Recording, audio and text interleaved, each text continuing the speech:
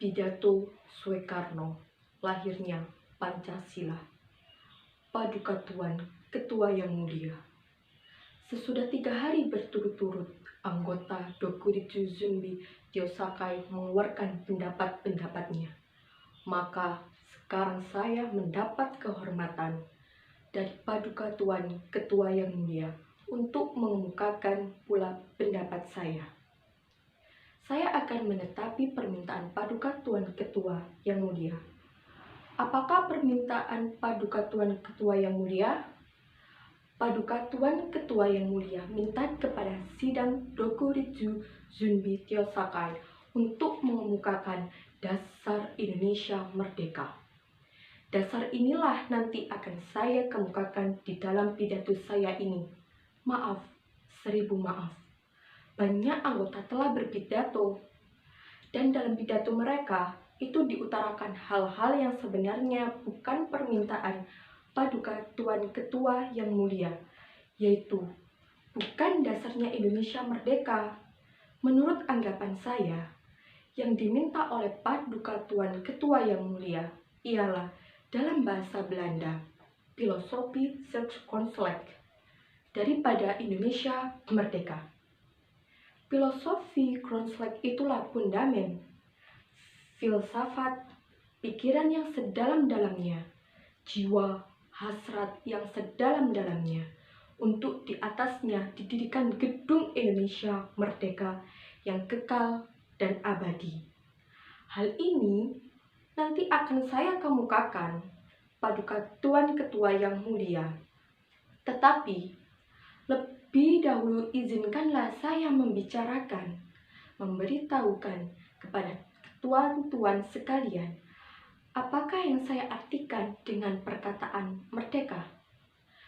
Merdeka buat saya ialah political independence, politik on Afghan Islam. Apakah yang dinamakan politik on of Siklight? Tuan-tuan sekalian, dengan terus terang saja, saya berkata, tatkala Dokuritsu Zunbi Tyosakai akan bersidang, maka saya, di dalam hati saya banyak khawatir. Kalau banyak orang yang saya katakan di dalam bahasa asing, maafkan perkataan ini. Swartwitzig akan perkara yang kecil-kecil, Swartwitzig sampai kata orang Jawa, jelimet. Jikalau sudah membicarakan hal yang kecil-kecil sampai jelimet, barulah mereka berani menyatakan kemerdekaan. Tuan-tuan yang terhormat, lihatlah di dalam sejarah dunia, lihatlah kepada perjalanan dunia itu, banyak sekali negara-negara yang merdeka. Tetapi bandingkanlah kemerdekaan negara-negara itu sama lain. Samakah isinya? Samakah derajatnya negara-negara yang merdeka itu? Jermania merdeka, Saudi Arabia merdeka, Iran merdeka, Tiongkok merdeka, Nippon merdeka, Amerika merdeka, Inggris merdeka, Rusia merdeka, Mesir merdeka. Namanya semuanya merdeka, tetapi bandingkanlah isinya. Alangkah berbedanya isi itu. Jikalau kita berkata sebelum negara merdeka, maka harus lebih dahulu ini selesai, itu selesai, sampai jelimet. Maka saya bertanya kepada tuan-tuan sekalian, kenapa Saudi Arabia merdeka? Padahal 80% dari rakyatnya terdiri dari kaum Badui, yang sama sekali tidak mengerti hal ini atau itu. Bacalah buku Armstrong yang menceritakan tentang Ibnu Saud. Di situ ternyata bahwa tatkala Ibnu Saud mendirikan pemerintahan Saudi Arabia, rakyat Arabia sebagian besar belum mengetahui bahwa otomobil perlu minum bensin. Pada suatu hari, otomobil Ibnu Saud dikasih makan gandum oleh orang-orang Badui di Saudi Arabia itu. Saudi Arabia merdeka. Lihatlah pula, jikalau tuan-tuan kehendaki contoh yang lebih hebat, Soviet Rusia. Pada masa Lenin mendirikan negara Soviet, adakah rakyat Soviet sudah cerdas? 150 million rakyat Rusia adalah rakyat musyrik yang lebih dari 80% tidak dapat membaca dan menulis. Bahkan dari buku-buku yang terkenal dari Leo Tolstoy dan Fulop Militer, tuan-tuan mengetahui betapa keadaan rakyat Soviet Rusia pada waktu Lenin mendirikan negara Soviet itu. Dan kita sekarang di sini mau mendirikan negara Indonesia yang merdeka. Terlalu banyak macam-macam soal kita kemukakan. Maaf, PT Zimukyo Kutyo. Berdirilah saya punya bulu kalau saya membaca Tuan punya surat yang minta kepada kita supaya dirancangkan sampai jelimet. Hal ini dan itu dahulu semuanya. Kalau benar semua hal ini harus diselesaikan lebih dulu sampai jelimet, maka saya tidak akan mengalami Indonesia merdeka. Tuan tidak akan mengalami Indonesia merdeka, kita semuanya tidak akan mengalami Indonesia merdeka sampai di lubang kubur. Saudara-saudara, apakah yang dinamakan merdeka? Di dalam tahun 33 saya telah menulis satu risalah. Risalah yang bernama Mencapai Indonesia Merdeka. Maka di dalam risalah tahun 33 itu telah saya katakan bahwa kemerdekaan politik of culture, political independence tak lain dan tak bukan ialah satu jembatan emas. Saya katakan di dalam kitab itu bahwa di seberangnya jembatan itulah kita sempurnakan kita punya masyarakat. Ibnu Said mengadakan satu negara di dalam satu malam, in one night only. Kata Armstrong di dalam kitabnya, Ibnu Said mendirikan Saudi Arabia merdeka di satu malam sesudah ia masuk kota Riyadh dengan 6 orang sesudah. Jembatan itu diletakkan oleh Ibnu Said, maka di seberang jembatan, artinya kemudian daripada itu, Ibnu Said barulah memperbaiki masyarakat Saudi Arabia. Orang tidak dapat membaca diwajibkan belajar membaca. Orang yang tadinya bergelandangan sebagai nomade yaitu orang Badui diberi pelajaran oleh Ibnu Said. Jangan bergelandangan. Dikasih tempat untuk bercocok tanam. Nomade dirubah oleh Ibnu Said menjadi kaum tani. Semuanya di seberang jembatan. Adakah Lenin ketika dia mendirikan negara Soviet Rusia merdeka telah mempunyai desa Rostov dan yang maha besar di sungai Dnieper?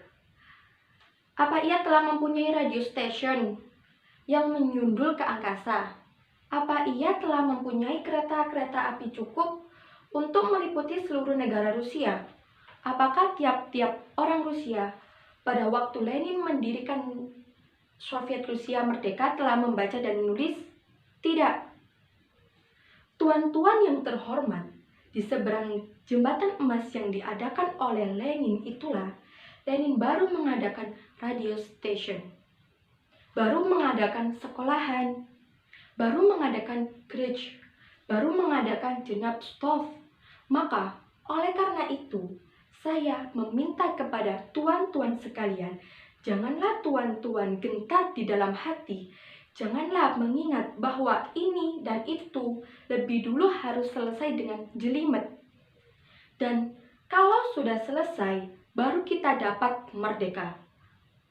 Alangkah berlainannya tuan-tuan punya semangat.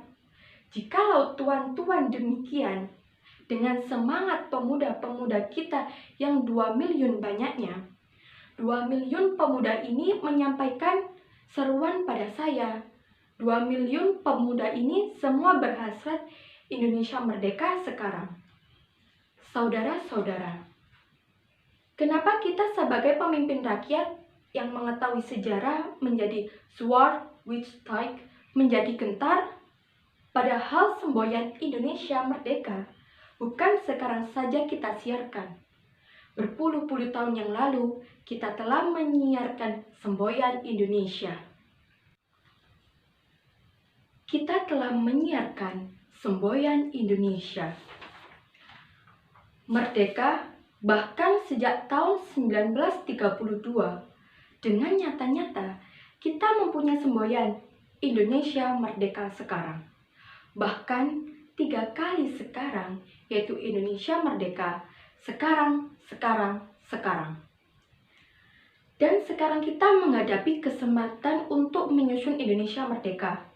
Kok lantas kita zuarwistik dan gentar hati? Saudara-saudara, saya peringatkan sekali lagi. Indonesia Merdeka, political independence, politik on of climate tidak lain dan tidak bukan ialah satu jembatan. Jangan gentar. Jikalau umpamanya kita pada saat sekarang ini diberikan kesempatan oleh Dai Nippon untuk merdeka, maka dengan mudah Gunsaikan diganti dengan orang yang bernama Condro Asmoro, atau Sombutyo diganti dengan orang yang bernama Abdul Halim. Jikalau umpamanya Butyo diganti dengan orang-orang Indonesia, pada sekarang ini sebenarnya kita telah mendapat political independence. Politik on of glitch in one night. Di dalam satu malam, saudara-saudara pemuda-pemuda yang 2 million semuanya bersemboyan Indonesia Merdeka sekarang. Jikalau umpamanya bala tentara Dai Nippon sekarang menyerahkan urusan negara kepada saudara-saudara, apakah saudara-saudara akan menolak? Serta berkata, mangke rumin. Tunggu dulu, minta ini dan itu selesai dulu. Baru kita berani menerima urusan negara Indonesia Merdeka. Saudara-saudara, kalau umpamanya pada saat sekarang ini balang tentara Dai Nippon menyerahkan urusan negara kepada kita, maka 1 menit pun kita tidak akan menolak. Sekarang pun kita menerima urusan itu, sekarang pun kita mulai dengan negara yang merdeka. Saudara-saudara, tadi saya berkata, ada perbedaan antara Soviet, Rusia, Saudi Arabia, Inggris, Amerika, dan lain-lain. Tentang isinya, tetapi ada satu yang sama, yaitu rakyat Saudi Arabia sanggup mempertahankan negaranya. Musyrik-musyrik di Rusia sanggup mempertahankan negaranya. Rakyat Amerika sanggup mempertahankan negaranya. Inilah yang menjadi minimum ace. Artinya, kalau ada kecakapan yang lain, tentu lebih baik. Tetapi, manakala sesuatu bangsa telah sanggup mempertahankan negerinya dengan darahnya sendiri, dengan dagingnya sendiri, Indonesia walaupun dengan bambu runcing, saudara kemerdekaan.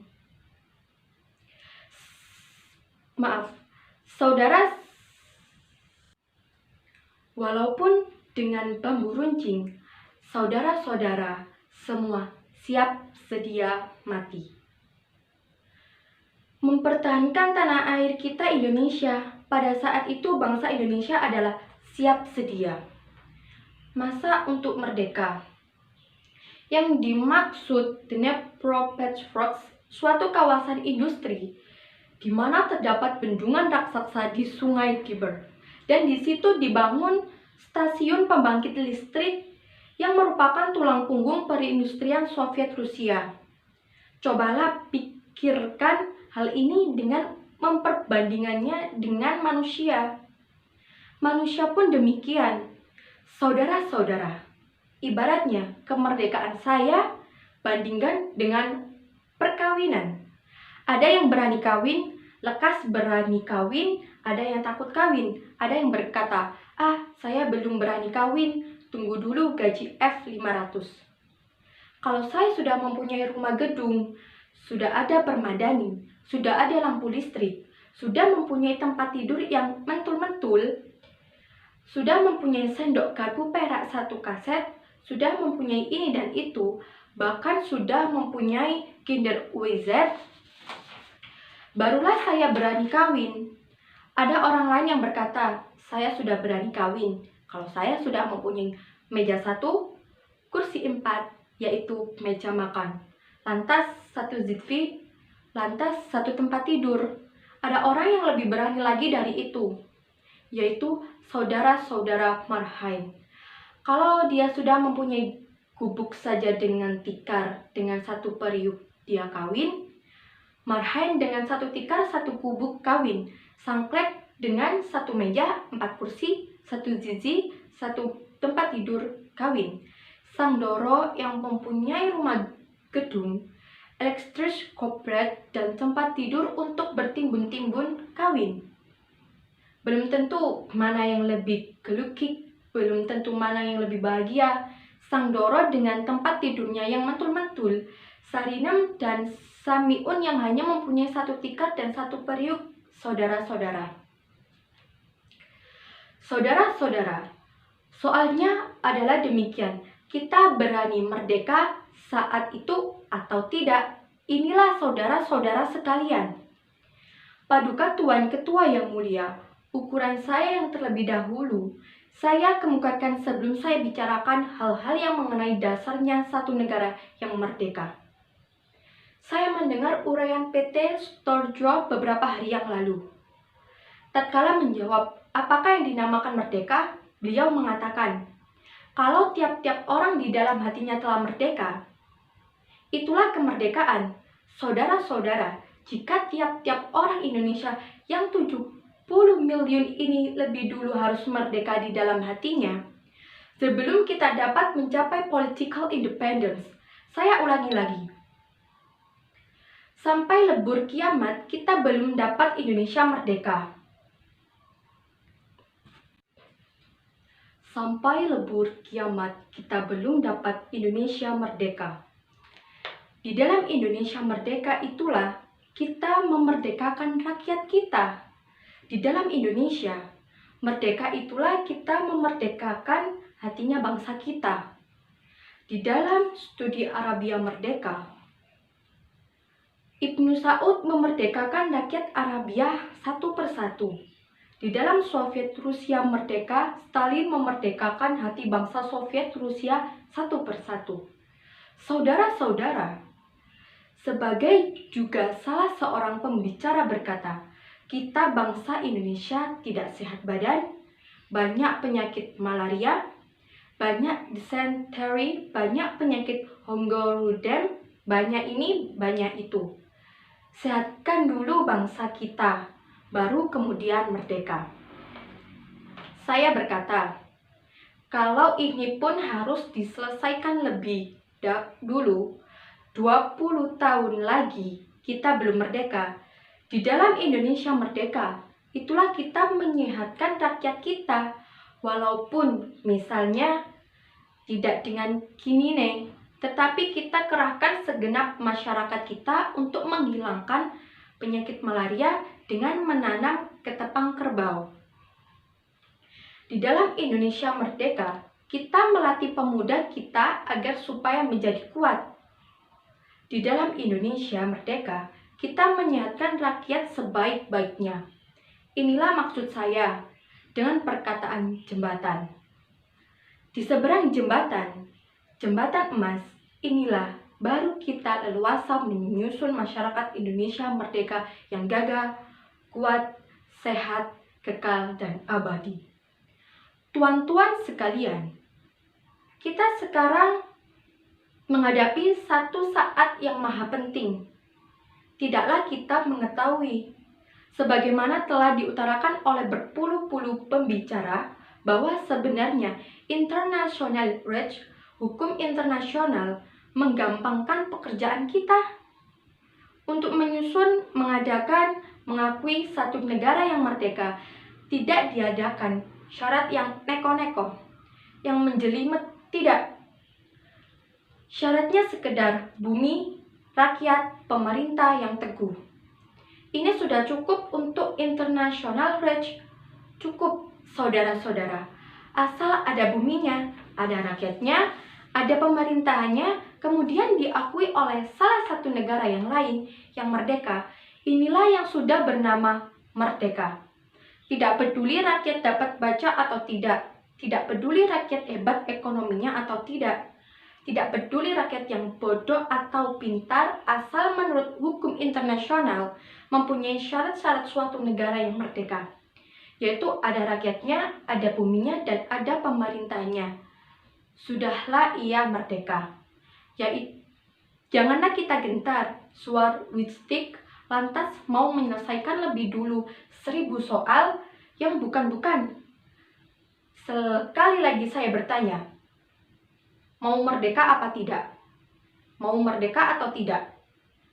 Saudara-saudara, sesudah saya bicarakan tentang hal merdeka, maka sekarang saya bicarakan tentang hal dasar. Paduka Tuan Ketua yang mulia, saya mengerti apakah yang Paduka Tuan Ketua kehendaki. Paduka Tuan Ketua minta dasar, minta filosofi course like, atau jikalau kita boleh memakai perkataan yang muluk-muluk, Paduka Tuan Ketua yang mulia meminta satu, Weltanschauung, di atas mana kita mendirikan negara Indonesia itu. Kita melihat dalam dunia ini bahwa banyak negeri-negeri yang merdeka, dan banyak di antara negeri-negeri yang merdeka itu berdiri di atas suatu Weltanschauung. Hitler mendirikan Jermania di atas Nasional Sosialistis Weltanschauung. Filsafat nasional sosialisme telah menjadi dasar negara Jermania yang didirikan oleh Adolf Hitler itu. Lenin mendirikan negara Soviet di atas satu Weltanschauung, yaitu Marxistische Historische Materialistische Weltanschauung. Nippon mendirikan negara-negara Dai Nippon di atas satu Weltanschauung, yaitu yang dinamakan Tenno Kodosein. Di atas Tenno Kodosein, inilah negara Dai Nippon didirikan. Saudi Arabia, Ibnu Said mendirikan negara Arabia di atas satu Weltanschauung. Bahkan di atas suatu dasar agama, yaitu Islam. Demikian itulah yang diminta oleh Paduka Tuan Ketua yang mulia. Apakah Weltanschauung kita jikalau kita hendak mendirikan Indonesia yang merdeka? Tuan-tuan sekalian, Weltanschauung ini sudah lama harus kita bulatkan di dalam hati kita dan di dalam pikiran kita sebelum Indonesia merdeka datang. Idealis di seluruh dunia bekerja mati-matian untuk mengadakan bermacam-macam Weltanschauung, bekerja mati-matian untuk merealitaskan Weltanschauung mereka itu. Maka oleh karena itu, sebenarnya tidak benar perkataan anggota yang terhormat Abi Kusno. Beliau berkata bahwa banyak sekali negara-negara merdeka didirikan dengan isi seadanya saja. Menurut keadaan, tidak. Sebab, misalnya, walaupun menurut perkataan John Reed, Soviet Rusia didirikan di dalam 10 hari oleh Lenin CS, John Reed di dalam kitabnya 10 Days That Shook the World, 10 hari yang menggoncangkan dunia, walaupun Lenin mendirikan Soviet Rusia di dalam 10 hari. Tetapi, Weltanschauung-nya dan di dalam 10 hari itu hanya sekedar direbut kekuasaan dan ditempatkan negara baru itu di atas Weltanschauung yang sudah ada dari 1895. Weltanschauung itu telah disusun. Bahkan dalam Revolusi 1905, Weltanschauung itu dicobakan di General Repetition kan. Lenin di dalam revolusi tahun 1905 telah mengerjakan apa yang dikatakan oleh beliau sendiri. General Repetition daripada revolusi tahun 1917 sudah lama. Sebelum 1917, Weltanschauung itu disediakan bahkan diikhtiar-ikhtiarkan. Kemudian hanya dalam 10 hari, sebagai dikatakan oleh John Reed, hanya dalam 10 hari itulah didirikan negara baru, direbut kekuasaan, ditaruhkan kekuasaan itu di atas Weltanschauung. yang telah berpuluh-puluh tahun umurnya itu. Tidakkah pula Hilton demikian? Di dalam tahun 1933, Hilton menaiki singgasana kekuasaan, mendirikan negara Jermannya di atas Nasional Sosialis Weltanschauung. Tetapi, kapankah Hilton mulai menyediakan dia punya Weltanschauung itu? Bukan di dalam tahun 1933, tetapi di dalam tahun 1921 dan 1922, beliau telah bekerja. Kemudian mengikhtiarkan pula agar supaya Nazisme ini, Weltanschauung ini, dapat menjelma dengan dia punya Mansur-Putz, tetapi gagal. Di dalam 1933 barulah datang saatnya yang beliau dapat merebut kekuasaan. Dan negara diletakkan oleh beliau di atas dasar Weltanschauung yang telah dipropagandakan berpuluh-puluh tahun itu. Maka demikian pula, jika kita hendak mendirikan negara Indonesia merdeka, paduka Tuan Ketua, timbullah pertanyaan, apakah Weltanschauung kita untuk mendirikan negara Indonesia merdeka di atasnya? Apakah nasional sosialisme? Apakah historis materialisme? Apakah Zhan Mincuai? Sebagai dikatakan Dr. Sun Yat-sen, di dalam tahun 1912, Sun Yat-sen mendirikan negara Tiongkok merdeka, tetapi Weltanschauung-nya telah dalam tahun 1885. Kalau saya tidak salah, dipikirkan, dirancangkan di dalam buku The Tourist People's Principles, San Mincuai, Minsu, Minchuan, Minzeng, Nasionalisme, Demokrasi, Sosialisme telah digambarkan oleh Dr. Sun Yat-sen Weltanschauung. Tetapi baru dalam tahun 1912, beliau mendirikan negara baru di atas Weltanschauung. San Mincuai itu yang telah disediakan terdahulu berpuluh-puluh tahun. Kita hendak mendirikan negara Indonesia merdeka di atas Weltanschauung apa? Nasional sosialisme kah? Marxisme kah? San Mincuai kah? Atau Weltanschauung? Apakah? Saudara-saudara sekalian, kita telah bersidang 3 hari lamanya. Banyak pikiran telah dikemukakan, macam-macam, tetapi alangkah benarnya perkataan Dr. Sukirman, perkataan Ki Bagus Hadikusumo, bahwa kita harus mempunyai persetujuan, mencari persetujuan faham. Kita bersama-sama mencari persatuan filosofik Kronschlag, mencari satu Weltanschauung yang kita semua setuju. Saya katakan lagi setuju. Yang saudara Yamin setujui, yang Ki Bagus setujui, yang Ki Hajar setujui. Pendeknya kita semua mencari satu modus.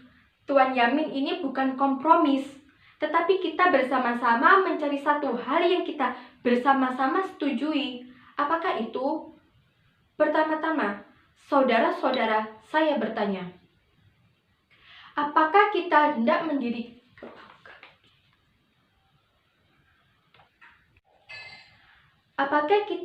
mendirikan Indonesia merdeka untuk sesuatu orang, untuk sesuatu golongan? Mendirikan negara Indonesia merdeka yang namanya saja Indonesia merdeka, tetapi sebenarnya hanya untuk mengagungkan satu orang, untuk memberi kekuasaan kepada satu golongan yang kaya, untuk memberi kekuasaan pada satu golongan bangsawan. Apakah maksud kita begitu? Sudah tentu tidak. Baik saudara-saudara yang bernama kaum kebangsaan yang di sini, maupun saudara-saudara yang dinamakan kaum Islam, semuanya telah mufakat bahwa bukan yang demikian itulah kita punya tujuan. Kita hendak mendirikan suatu negara semua buat semua. Bukan buat satu orang, bukan buat satu golongan, baik golongan bangsawan maupun golongan yang kaya, tetapi semua buat semua. Inilah salah satu dasar pikiran yang nanti akan saya kupas lagi. Maka saya selalu mendengung di dalam saya punya jiwa, bukan saja di dalam beberapa hari di dalam sidang Dokuru Tsushunbitsu Sakai ini. Akan tetapi, Sejak tahun 1918, 25 tahun yang lebih ialah dasar pertama.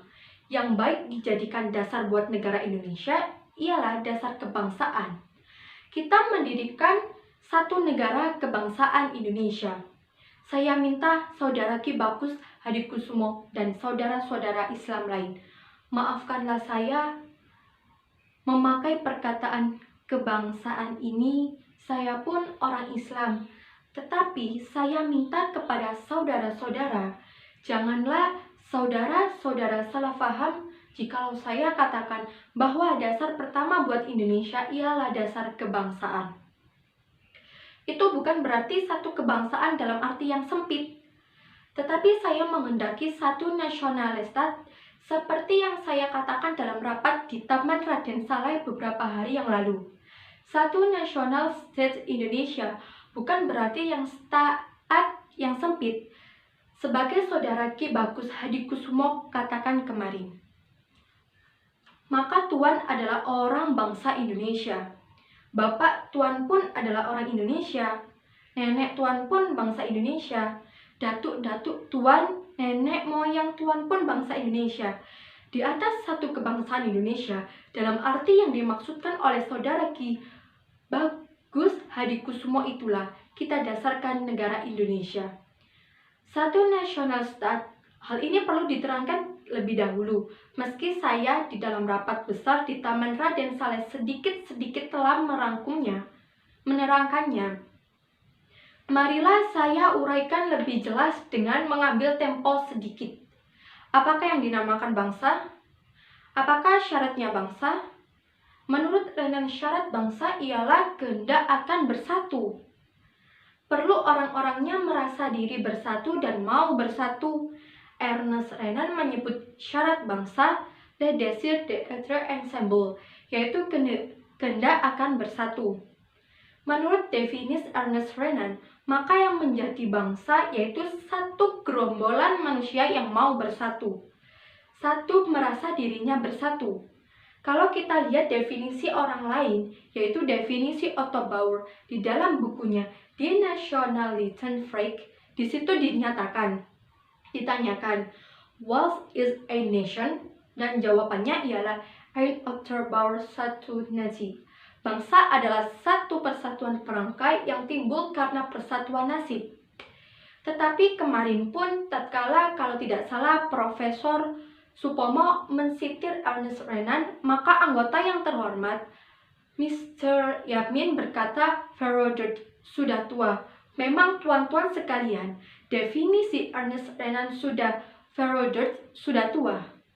Definisi Otto Bauer pun sudah tua, sebab tatkala Otto Bauer mengadakan definisinya itu, tatkala itu belum timbul satu wetenschap baru, satu ilmu baru yang dinamakan geopolitik. Kemarin kalau tidak salah, Saudara Ki Bagus Hadikusumo atau Monandar mengatakan tentang persatuan antara orang dan tempat. Persatuan antara orang dan tempat. Tuan-tuan sekalian, persatuan antara manusia dan tempatnya. Orang dan tempat tidak dapat dipisahkan. Tidak dapat dipisahkan rakyat dari bumi yang ada di bawah kakinya.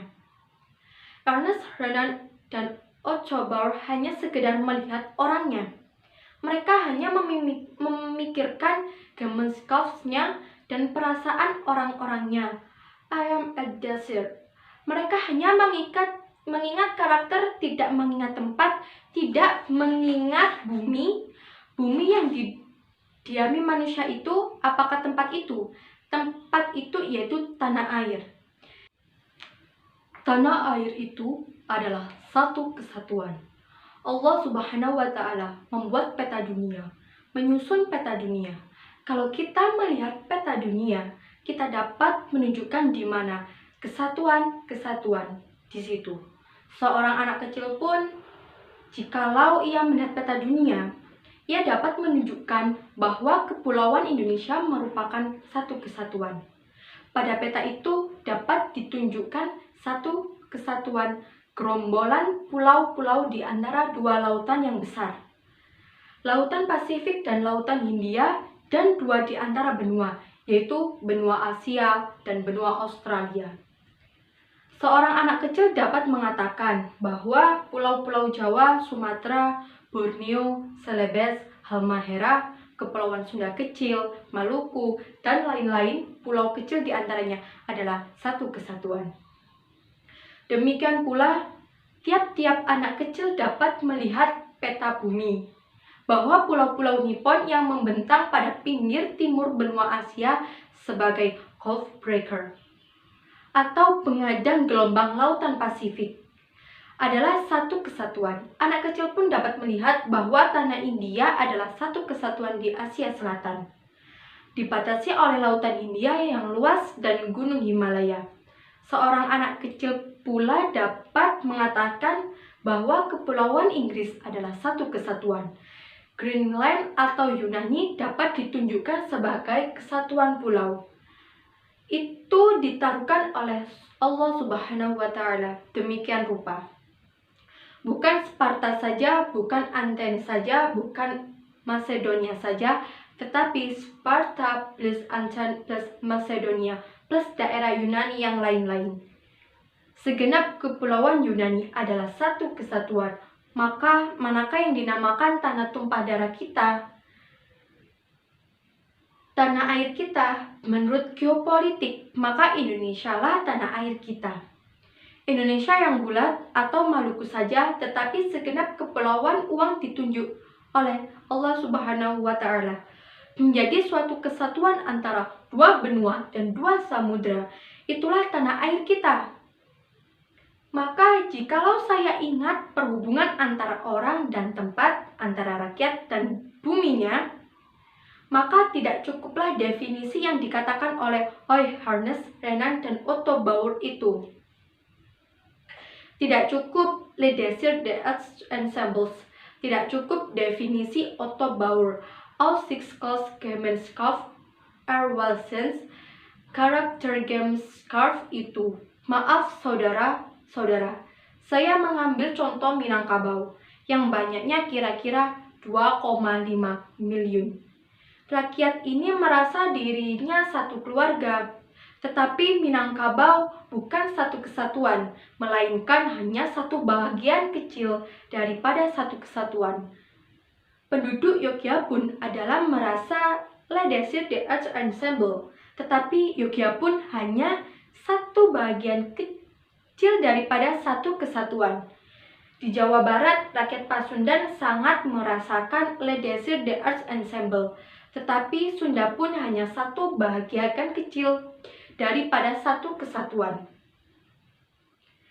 Pendek kata, bangsa Indonesia, nasi Indonesia bukanlah sekedar satu golongan orang yang hidup dengan Le Désir des Arts Ensemble di atas daerah kecil seperti Minangkabau atau Madura atau Jogja atau Sunda atau Bugis, tetapi bangsa Indonesia ialah seluruh manusia-manusia yang menurut geopolitik yang telah ditentukan oleh Allah Subhanahu wa Ta'ala tinggal di kesatuannya semua pulau-pulau Indonesia dari ujung utara Sumatera sampai ke Irian seluruhnya, karena antara manusia 70 juta ini sudah ada Le Désir des Arts Ensemble, sudah terjadi Charaktergemeinschaft nyati Indonesia. Bangsa Indonesia, umat Indonesia jumlah orangnya adalah 70 juta, tetapi 70 miliar juta yang telah menjadi satu, sekali lagi satu. Kesinilah kita semua harus menuju, mendirikan satu national state di atas kesatuan bumi Indonesia dari ujung Sumatera sampai ke Irian. Saya yakin tidak ada satu golongan di antara tuan-tuan tidak mufakat, baik Islam maupun golongan yang dinamakan golongan kebangsaan. Kesinilah kita harus menuju semuanya.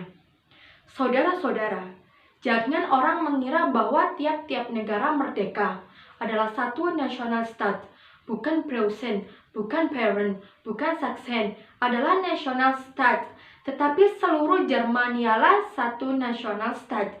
Bukan bagian kecil-kecil, bukan Venetia, bukan Lombardia, tetapi seluruh Italialah, yaitu seluruh semenanjung di Laut Tengah yang di utara, dibatasi pegunungan Alpen adalah nasionalstat, bukan Benggala, bukan Punjab, bukan Bihar dan Orissa.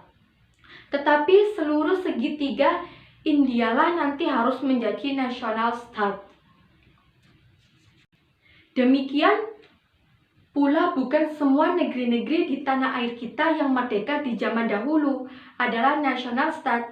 Kita hanya 2 kali mengalami nasionalstat, yaitu di zaman Sriwijaya dan di zaman Majapahit. Di luar dari itu, kita tidak mengalami nasionalstat. Saya berkata dengan penuh hormat kepada kita punya raja-raja dahulu. Saya berkata dengan beribu-ribu hormat kepada Sultan Agung Hanyokrokusumo bahwa Mataram meskipun merdeka bukan nasionalstat. Dengan perasaan hormat kepada Prabu Siliwangi di Pajajaran, saya berkata bahwa kerajaannya bukan nasionalstat. Dengan perasaan hormat kepada Prabu Sultan Agung Tirtayasa berkata bahwa kerajaannya di Banten meskipun merdeka bukan satu nasionalstat. Dengan perasaan hormat kepada Sultan Hasanuddin di Sulawesi yang telah membentuk kerajaan Bugis, saya berkata bahwa tanah Bugis yang merdeka itu bukan nasionalstat. Nasionalstat hanya Indonesia seluruhnya yang telah berdiri di zaman Sriwijaya dan Majapahit dan yang kini pula kita harus dirikan bersama-sama. Karena itu, jikalau Tuan terima baik, marilah kita mengambil sebagai dasar negara yang pertama, kebangsaan Indonesia. Kebangsaan Indonesia yang bulat, bukan kebangsaan Jawa, bukan kebangsaan Sumatera, bukan kebangsaan Borneo, Sulawesi, Bali, ataupun lain-lain, tetapi kebangsaan Indonesia yang bersama-sama menjadi dasar satu nasionalstat. Maaf, Tuan Lim Kon Hyun, Tuan tidak mau akan kebangsaan? Di dalam pidato Tuan, waktu ditanya sekali lagi oleh Paduka Tuan Fuku Kaikyo, Tuan menjawab, "Saya tidak mau akan kebangsaan."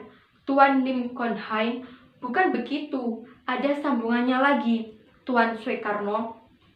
Kalau begitu, maaf, saya mengucapkan terima kasih karena Tuan Lim Kon Hyun pun menyetujui dasar kebangsaan.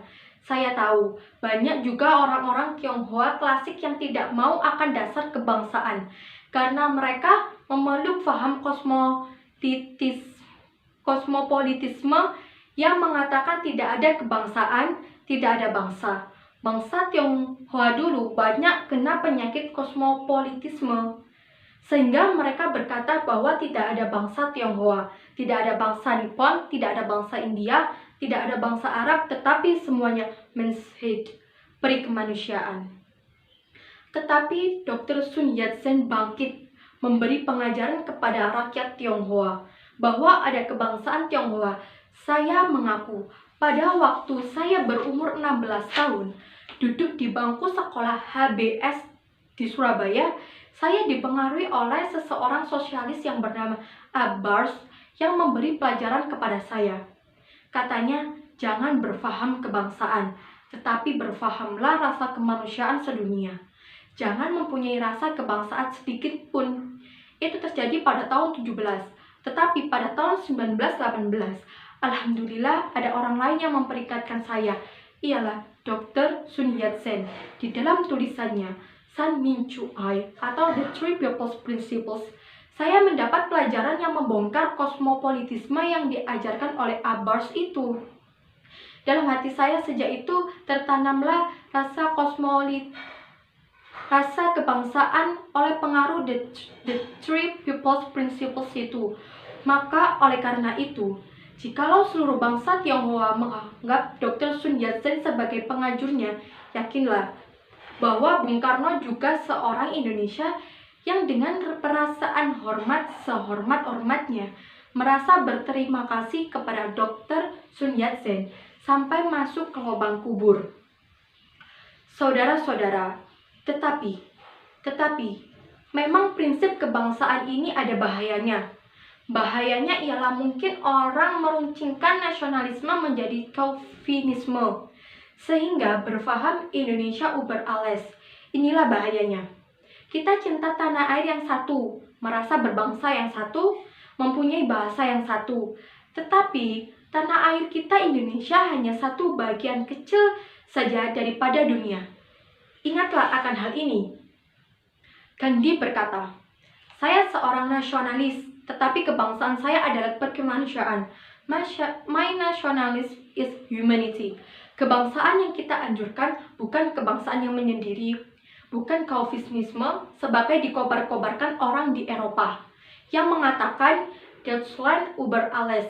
Tidak ada yang setinggi Jermania yang katanya bangsanya Minulyo. Berambut jagung dan bermata biru bangsa Arya yang dianggapnya tertinggi di atas dunia. Sedangkan bangsa lain-lain tidak ada harganya. Jangan kita berdiri di atas asas demikian. Tuan-tuan jangan berkata bahwa bangsa Indonesia lah yang terbagus dan termulia, serta meremehkan bangsa lain. Kita harus menuju persatuan dunia, persaudaraan dunia. Kita bukan saja harus mendirikan negara Indonesia merdeka, tetapi kita harus menuju pula kepada kekeluargaan bangsa-bangsa. Justru inilah prinsip saya yang kedua. Inilah filosofis prinsip yang nomor 2 yang saya usulkan kepada tuan-tuan, yang boleh saya namakan internasionalisme. Tetapi, jikalau saya katakan internasionalisme, bukanlah saya bermaksud kosmopolitisme, yang tidak mau adanya kebangsaan, yang mengatakan tidak ada Indonesia, tidak ada Nippon, tidak ada Burma, tidak ada Inggris, tidak ada Amerika, dan lain-lainnya. Internasionalisme tidak dapat hidup subur kalau tidak berakar di dalam buminya nasionalisme. Nasionalisme tidak dapat hidup subur kalau tidak hidup dalam taman sarinya internasionalisme.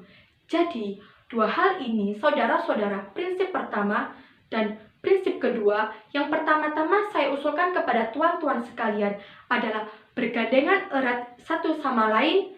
Kemudian, apakah dasar yang ketiga? Dasar itu ialah dasar mufakat, dasar perwakilan, dasar permusyawaratan. Negara Indonesia bukan satu negara untuk satu orang, bukan satu negara untuk satu golongan, walaupun golongan kaya. Tetapi kita mendirikan negara, semua buat semua, satu buat semua, semua buat satu. Saya yakin syarat yang mutlak untuk kuatnya negara Indonesia ialah permusyawaratan perwakilan. Untuk pihak Islam, inilah tempat yang terbaik untuk memelihara agama. Saya pun adalah orang Islam. Maaf, beribu maaf. Keislaman saya jauh belum sempurna. Tetapi kalau saudara-saudara membuka saya punya dada dan melihat saya punya hati, tuan-tuan akan didapati tidak lain tidak bukan hati Islam. Dan hati Islam Bung Karno ini ingin membela Islam dan mufakat dalam permusyawaratan. Dengan cara mufakat, kita perbaikilah segala hal, juga keselamatan agama, yaitu dengan jalan pembicaraan atau permusyawaratan di dalam badan perwakilan rakyat. Apa-apa yang belum memuaskan kita bicarakan di dalam permusyawaratan. Badan perwakilan, inilah tempat kita mengemukakan tuntutan Islam. Disinilah kita usulkan kepada pemimpin-pemimpin rakyat apa-apa yang kita rasa perlu bagi perbaikan. Jikalau memang kita rakyat Islam, marilah kita bekerja sehebat-hebatnya agar supaya sebagian yang terbesar daripada kursi-kursi badan perwakilan rakyat yang kita adakan diduduki oleh utusan Islam. Jikalau memang rakyat Indonesia rakyat yang bagian besarnya rakyat Islam, dan jikalau memang Islam di sini agama yang hidup berkobar-kobar di dalam kalangan masyarakat, marilah kita pemimpin-pemimpin menggerakkan segenap rakyat itu agar supaya menggerakkan sebanyak mungkin utusan-utusan Islam ke dalam badan perwakilan ini. Ibaratnya badan perwakilan rakyat 100 orang anggotanya. Marilah kita bekerja sekerasnya, agar supaya 60, 70, 80, 90 utusan yang duduk dalam perwakilan rakyat ini orang Islam, pemuka Islam, dengan sendirinya hukum-hukum yang keluar dari badan perwakilan rakyat itu hukum Islam pula. Malahan saya yakin jikalau hal yang demikian itu nyata terjadi, barulah boleh dikatakan bahwa agama Islam benar-benar hidup di dalam jiwa rakyat. ulama-ulama Islam.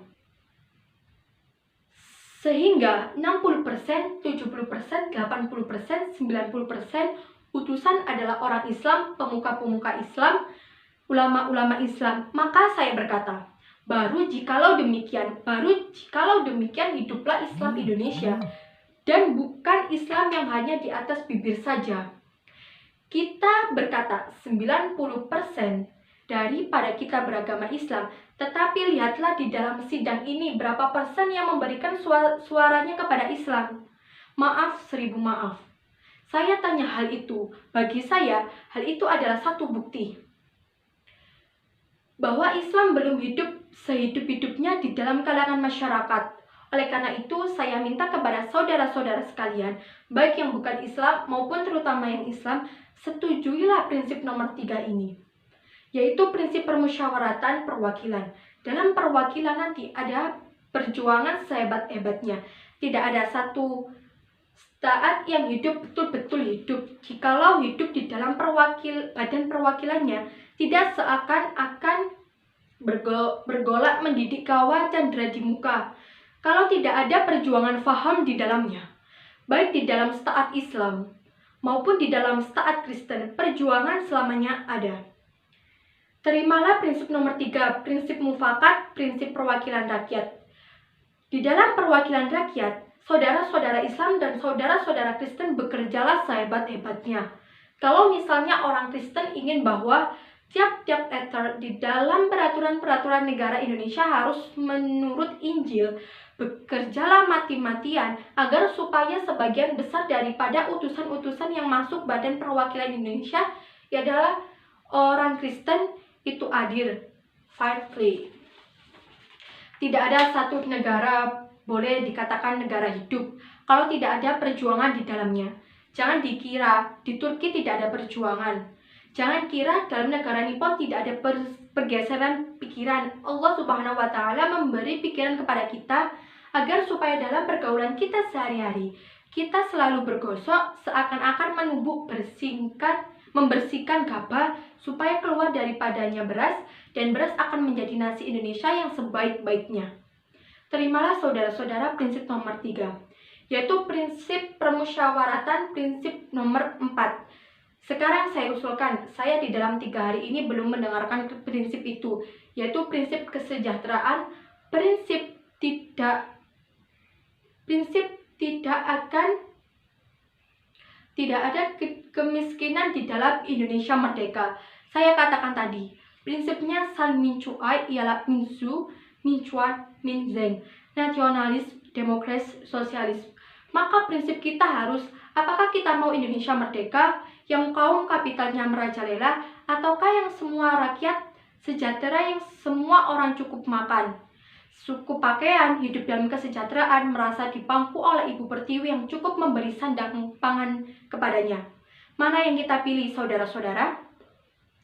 Jangan saudara kira bahwa kalau Badan Perwakilan Rakyat sudah ada, kita dengan sendirinya sudah mencapai kesejahteraan ini. Kita sudah lihat di negara-negara Eropa adalah badan perwakilan adalah parliamentary democracy. Tetapi tidakkah di Eropa justru kaum kapitalis merajalela? Di Amerika ada suatu badan perwakilan rakyat, dan tidakkah di Amerika kaum kapitalis merajalela? Tidakkah di seluruh benua barat kaum kapitalis merajalela? Padahal ada badan perwakilan rakyat. Tak lain tak bukan sebabnya ialah karena badan-badan perwakilan rakyat yang diadakan di sana itu sekedar menurut resepnya French Revolution. Tak lain tak bukan adalah hal yang dinamakan demokrat. Di sana itu hanyalah politik ke demokrat saja. Semata-mata tidak ada social retarded, tak ada keadilan sosial, tidak ada ekonomis demokrat sama sekali. Saudara-saudara,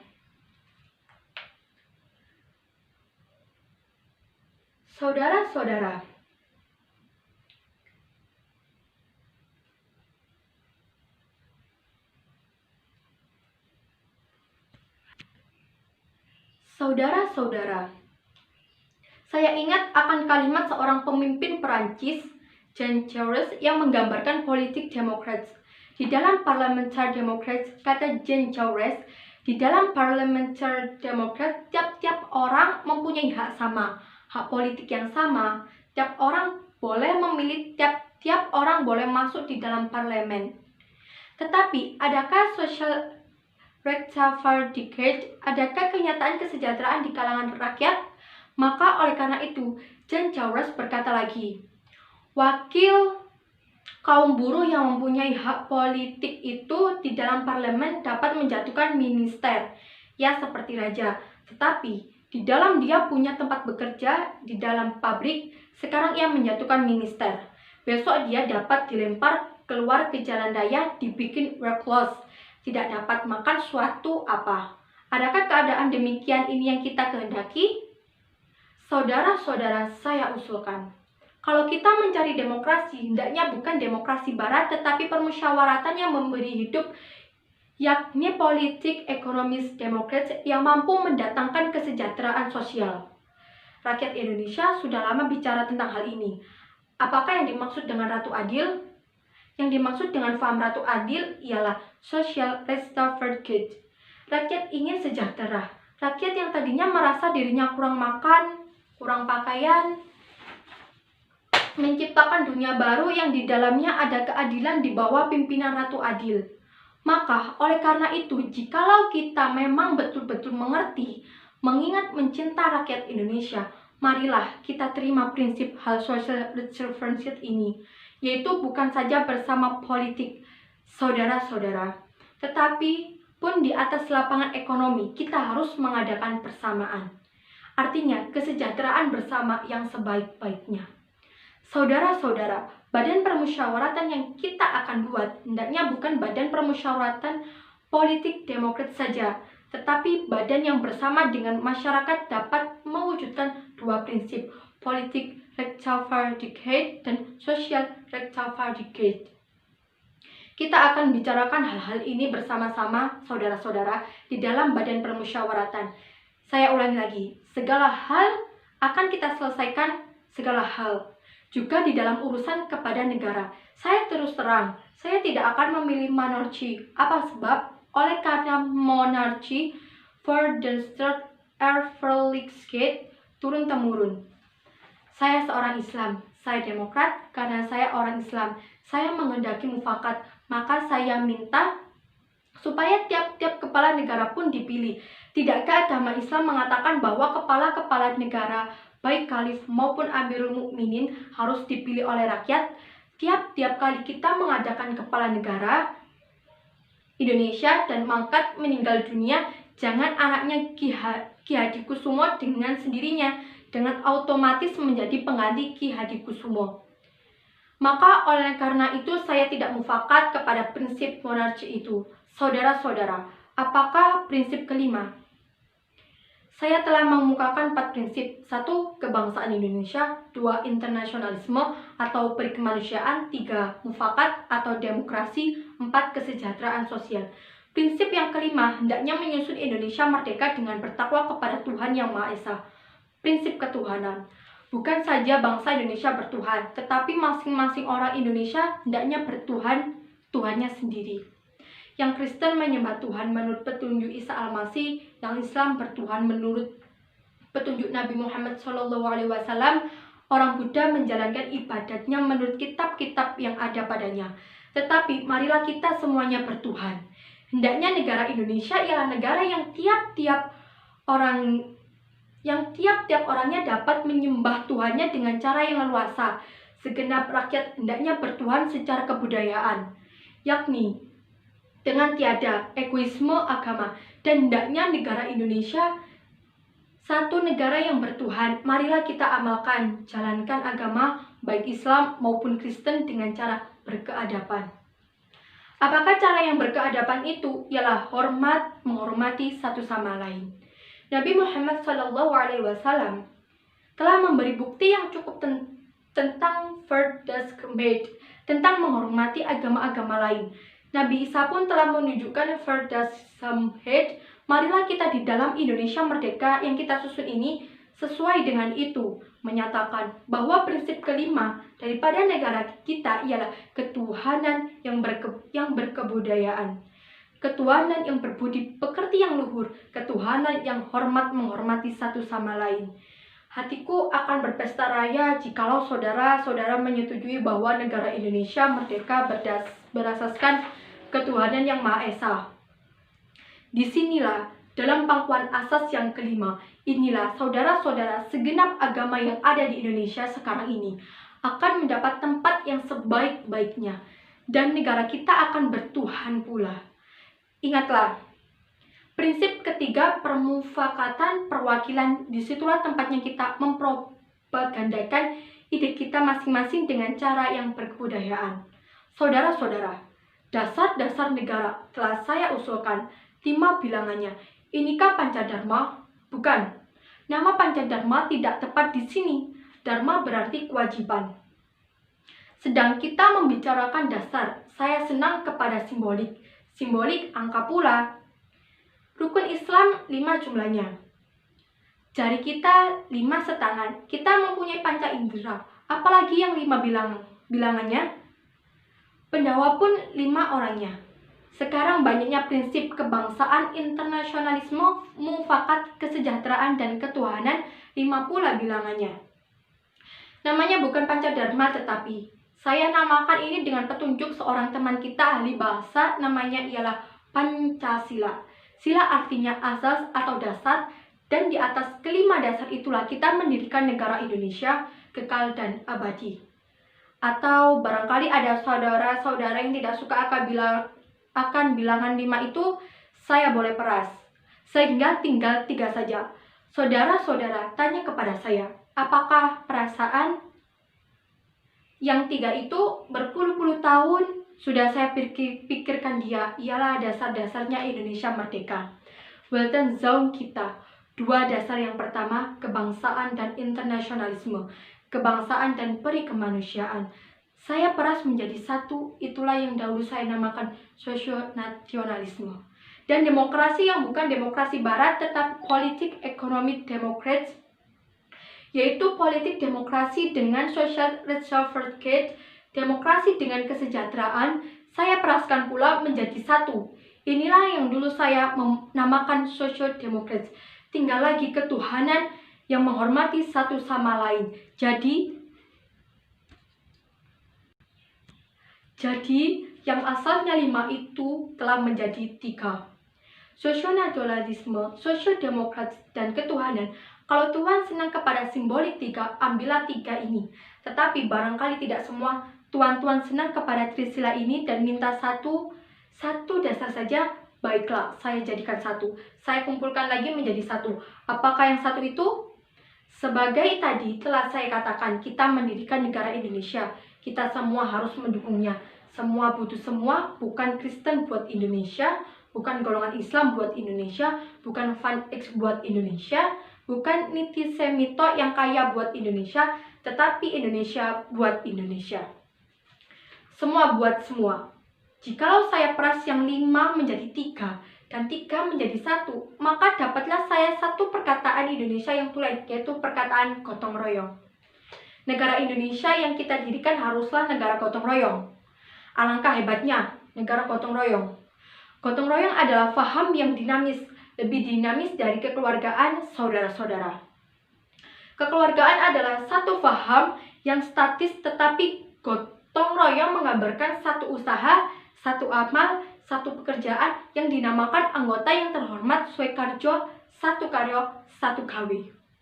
Marilah kita menyelesaikan karyo gawe, pekerjaan, amal ini bersama-sama. Gotong royong adalah pembantingan tulang bersama, pemerasan keringat bersama, perjuangan bantu binantu bersama, amal semua buat kepentingan semua, keringat semua buat kebahagiaan semua. Holopis kuntul baris buat kepentingan bersama. Itulah gotong royong. Prinsip gotong royong di antara yang kaya dan yang tidak kaya, antara yang Islam dan yang Kristen, antara yang bukan Indonesia tulen dengan peranakan yang menjadi bangsa Indonesia. Inilah saudara-saudara yang saya usulkan kepada saudara-saudara. Pancasila menjadi Trisila, Trisila menjadi Ekasila. Tetapi terserah kepada tuan-tuan, mana yang tuan pilih, Trisila, Ekasila, atau Pancasila. Isinya telah saya katakan kepada saudara-saudara semuanya. Prinsip-prinsip yang saya usulkan kepada saudara-saudara ini adalah prinsip untuk Indonesia merdeka yang abadi. Puluhan tahun dadaku telah mengelora dengan prinsip-prinsip itu. Tetapi jangan lupa, kita hidup di dalam masa peperangan. Saudara-saudara, di dalam masa peperangan itulah kita mendirikan negara Indonesia di dalam gunturnya peperangan. Bahkan saya mengucap syukur alhamdulillah kepada Allah Subhanahu wa taala bahwa kita mendirikan negara Indonesia bukan di dalam sinarnya bulan purnama, tetapi di bawah pagodam peperangan dan di dalam api peperangan. Timbullah Indonesia merdeka, Indonesia yang gemblengan, Indonesia merdeka yang digembleng dalam api peperangan. Dan Indonesia merdeka yang demikian itu adalah negara Indonesia yang kuat, bukan negara Indonesia yang lambat laun menjadi bubur. Karena itulah saya mengucap syukur kepada Allah Subhanahu wa taala.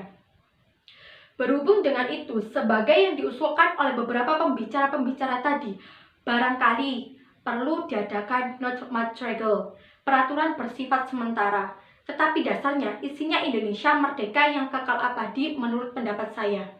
Haruslah Pancasila. Sebagai dikatakan tadi, saudara-saudara, itulah harus Weltanschauung kita. Entah saudara-saudara mufakatinya atau tidak, tetapi saya berjuang sejak tahun 1918 sampai 1945 sekarang ini untuk Weltanschauung itu, untuk membentuk nasionalitas Indonesia, untuk kebangsaan Indonesia, yang hidup di dalam perkemanusiaan, untuk permufakatan, untuk social suffrage, untuk ketuhanan. Pancasila itulah yang berkobar-kobar di dalam dada saya sejak berpuluh-puluh tahun. Tetapi saudara-saudara, diterima atau tidak terserah saudara-saudara. Tetapi saya sendiri mengerti seinsaf-insafnya bahwa tidak satu Weltanschauung dapat menjelma dengan sendirinya, menjadi realitas dengan sendirinya. Tidak ada satu Weltanschauung dapat menjadi kenyataan, menjadi realitas, jika tidak dengan perjuangan. Jangan pun Weltanschauung yang diadakan oleh manusia, jangan pun yang diadakan oleh Hitler, oleh Stalin, oleh Lenin, oleh Sun Yat-sen, demands manusia harus perjuangkan itu. Zonder perjuangan itu tidaklah ia akan menjadi realitas. Leninisme tidak bisa menjadi realitas zonder perjuangan seluruh rakyat Rusia. Zhang Minchuai tidak dapat menjadi kenyataan zonder perjuangan bangsa Tionghoa. Saudara-saudara, tidak, bahkan saya berkata lebih lagi dari itu. Zonder perjuangan manusia, tidak ada satu hal agama, tidak ada satu cita-cita agama yang dapat menjadi realitas. Jangan pun buatan manusia, sedangkan perintah Tuhan yang tertulis di dalam kitab Al-Quran, Sword of Wit, tertulis di atas kertas, tidak dapat menjelma menjadi realitas zonder perjuangan manusia yang dinamakan umat Islam. Begitu pula perkataan-perkataan yang tertulis di dalam kitab Injil. Cita-cita yang termasuk di dalamnya tidak dapat menjelma zonder perjuangan umat Kristen. Maka dari itu, jikalau bangsa Indonesia ingin supaya Pancasila yang saya usulkan itu menjadi satu realitas, yakni jikalau kita ingin hidup menjadi satu bangsa, satu nasionalitas yang merdeka, ingin hidup sebagai anggota dunia yang merdeka, yang penuh dengan peri kemanusiaan, ingin hidup di atas dasar permusyawaratan, ingin hidup sempurna dengan social suffrage, ingin hidup dengan sejahtera dan aman, dengan ketuhanan yang luas dan sempurna. Janganlah lupa akan syarat untuk menyelenggarakannya, ialah perjuangan, dan sekali lagi perjuangan. Jangan mengira bahwa dengan berdirinya negara Indonesia merdeka itu perjuangan kita telah berakhir. Tidak. Bahkan saya berkata, di dalam Indonesia merdeka itu, perjuangan kita harus terus berjalan. Hanya lain sifatnya dengan perjuangan sekarang. Lain coraknya, nanti kita bersama-sama sebagai bangsa yang bersatu padu, berjuang terus menyelenggarakan apa yang kita cita-citakan di dalam Pancasila. Dan terutama di dalam zaman peperangan ini, yakinlah, insyaallah, tanamkanlah dalam kalbu saudara-saudara, bahwa Indonesia merdeka tidak dapat datang jika bangsa Indonesia tidak mengambil resiko. tidak berani terjun menyelami mutiara yang di dalamnya samudera yang sedalam-dalamnya. Jikalau bangsa Indonesia tidak bersatu dan tidak menekat mati-matian untuk mencapai merdeka, tidaklah kemerdekaan Indonesia itu akan menjadi milik bangsa Indonesia buat selama-lamanya, sampai ke akhir zaman. Kemerdekaan hanyalah diperdapat dan dimiliki oleh bangsa yang jiwanya berkobar-kobar dengan tekad merdeka. Merdeka atau mati. Saudara-saudara, demikianlah saya punya jawab atas pertanyaan Paduka Tuan Ketua. Saya minta maaf bahwa pidato saya ini menjadi panjang lebar dan sudah meminta tempo yang sedikit lama, bahwa pidato saya ini menjadi panjang lebar. Dan saya juga minta maaf karena saya telah mengadakan kritik terhadap catatan Simokyo Yudhyo yang saya anggap first careless words itu. Terima kasih.